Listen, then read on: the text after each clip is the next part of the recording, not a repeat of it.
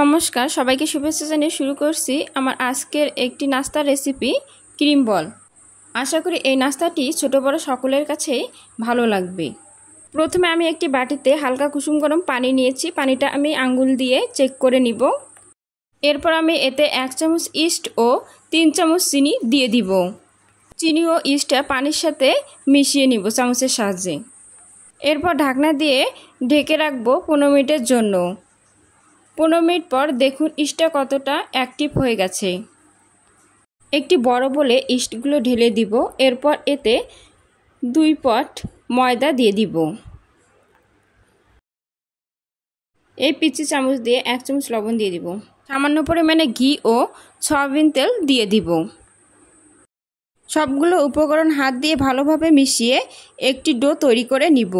ডোটা আমি ভালোভাবে মথে নিব। মথে নেওয়া হয়ে গেলে দেখুন ডোটা তৈরি হয়ে গেছে। ডোটা আমি ঢেকে 2 ঘন্টার জন্য রেখে দিব। অবশ্যই গরম জায়গায় ঢেকে রেখে দিলে ভালো হয়। এরপর দেখুন 2 ঘন্টা পর ডোটা কতটা ফুলে উঠেছে। ডোটা আমি আবারও মথে নিব, যার ফলে এর ভেতরে বাতাস থাকলে তা বের হয়ে যাবে। এরপর আমি ডোটাকে ছোট ছোট গোল গোল বল শেপ দিয়ে নিব। কড়াইয়ে তেল দিয়ে হালকা গরম হলে এতে আমি ক্রিম বলগুলো একটা একটা করে ছেড়ে দিব।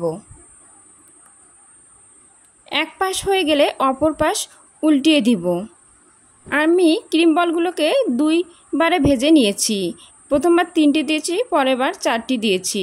এভাবে করে আমি বারবার উল্টিয়ে দিব।